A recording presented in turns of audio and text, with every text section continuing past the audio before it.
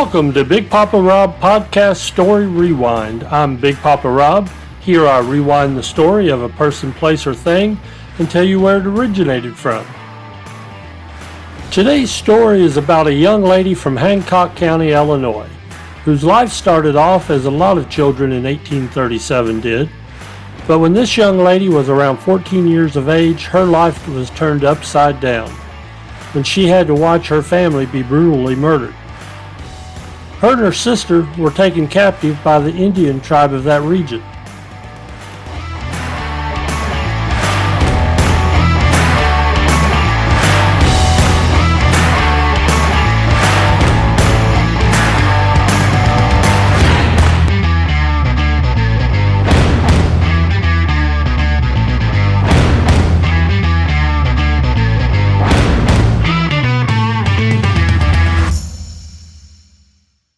Let's rewind this story to its early beginnings. This young lady was born to her folks in Hancock County, Illinois on September 7, 1837. In the 1840s, her parents chose to become Brewsterites, or also known as a ministry known as Church of Christ, which is a descendant group of the Mormons under the leadership of James Brewster. Mr. Brewster believed to have had a vision from God that there was land in the Rio Grande Valley that God had selected for their new gathering place, and the family joined the members of the church on the wagon train to this land August 5th of 1850. The wagon train consisted of between 85 and 93 people. Disagreements in leadership arose as the group reached the New Mexico territory, and the group divided, and this young lady's father led about half the group farther into the territory. This would prove to be devastating for the family. As the group reached in what is known as Arizona, the group was warned about Indian attacks ahead, and most of the members decided not to go any farther. But this young lady's father decided to push forward with his family. They were already concerned about lack of supplies and didn't know if they could wait it out in the conditions. As the family pushed along the trail, they became isolated and vulnerable. On the evening of February 18, 1851, the family had made camp along the Gila River. A group of Native Americans of the area approached the camp. The group smoked with the father and asked for food, and her father declined to give them any due to the fact that their supplies were already low. This apparently outraged the group, and they viciously began clubbing the family to death. Only the young lady I'm telling you about and her sister were taken captive. To her knowledge, they were the only survivors of the attack. She later found out one of her brothers actually survived the attack. The two children were forced to march to a remote camp the Indian group was from. They were treated poorly and forced to work at the Indian settlement, faced beatings if they did not follow commands, and according to information I gathered, at some point the daughter of the Mohave chief had seen the girls being abused during an encounter and tried to broker a deal for the girls.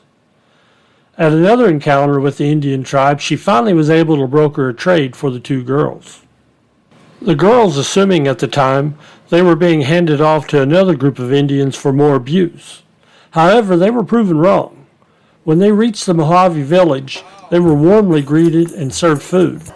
According to the book The Blue Tattoo, their appearance was even marked by singing and dancing. The chief told everyone to always help the new arrivals and to treat them well. I believe now would be a good time to tell you whom I'm talking about. Today's story is about Olive Oatman.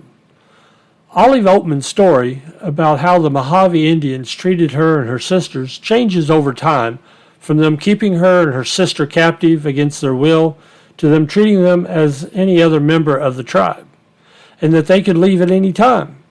At one point, both girls were tattooed on their chins and arms in keeping with tribal customs. Some stories claim that Olive said that these were slave tattoos, but according to the Mohave customs, these were the same as many women of the tribe, and in fact, the lines on the chin were very straight and appeared that they were not done under force. The chin tattoo consists of 5 vertical lines from lips to chin, with 2 triangles on either side of the outermost line on the chin. These tattoos were believed to lead to good afterlife for those who bore them. The tattoos were done by pricking the skin with small regular rows with a sharp stick until they bled freely. Then they dipped the sticks in weed juice and blue stone powder, which was applied to the open skin. In 1855, Olive lost her sister, Mary Ann, to starvation. There was a severe drought that hit the area, and the tribe lost most of their crops. Along with losing her sister, there were many members of the Mohave tribe that died of starvation as well. In 1856, when Olive was 19 years of age, word had reached a European settlement nearby that the Indian tribe had a white woman among them. A man named Francisco carried a message to the Mohave tribe and met with the Mohave chief and explained to the tribe that they would be attacked if they didn't release the girl. The chief, with serious reluctance to let Olive go, saying that she was well-liked and effective family member of the tribe, resigned to turn her over to prevent harm to other members of his tribe, and they bartered a trade. When Olive left the Mohave village, her skin was so browned by years of exposure to the sun, it was hard to tell that she was a white woman, and she was wearing traditional Mohave skirt with no covering above the waist. The trip to the fort was a 20-day journey. Before entering the fort, she was given Western clothes lent by the wife of an army officer so that she would be covered before joining civilization. She was reunited with her brother Lorenzo a few days after reaching the fort that she had thought had been killed with the rest of the family.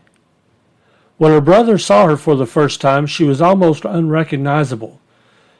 She had forgotten the English language, and it took a while for her to adjust to the culture shock of being returned to civilization. With the help of her brother, she began to adapt to her new life back in society. Olive and her brother spent time in California and Oregon, where she met Royal Brian Stratton, a Methodist reverend, who published the first story about her captivity.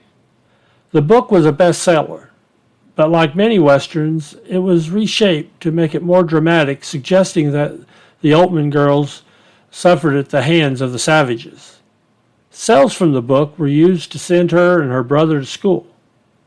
She then joined Reverend Stratton on a lecture circuit, hosting talks about her life in the West. She wore a veil to hide her tattoo and would remove it during these lectures. At one of the lectures Olive and Reverend Stratton were at in Michigan, she met John Fairchild. He had lost his brother to an Indian attack during the cattle drive in Arizona in 1854. In November 1865, Olive and John married. After their marriage, Olive was rarely seen in public without wearing a veil to hide her tattoo.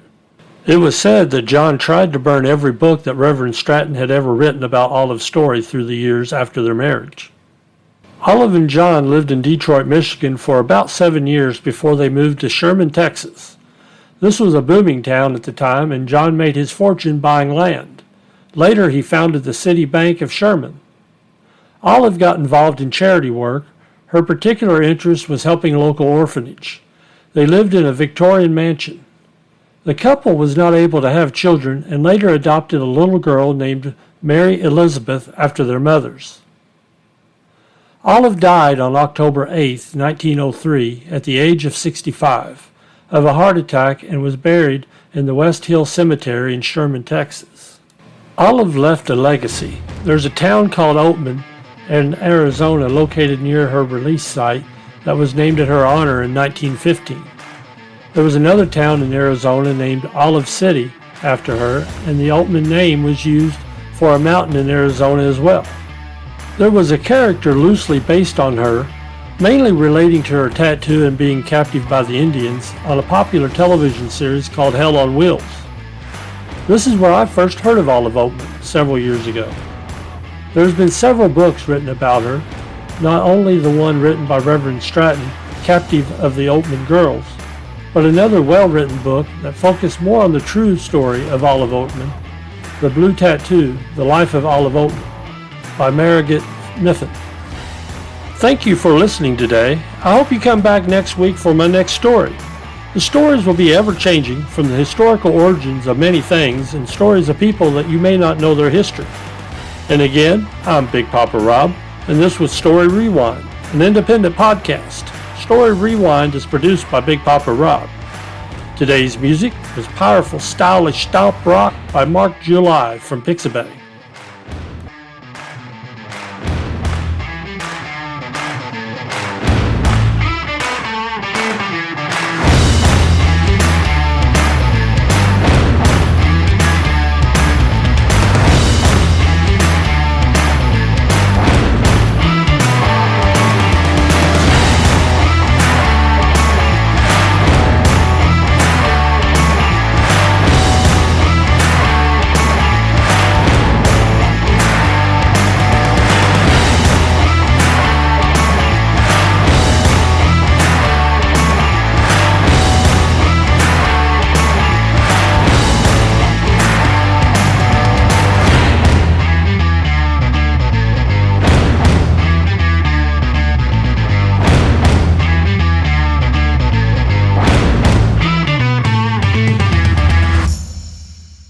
This was a Big Papa Rob podcast 2023.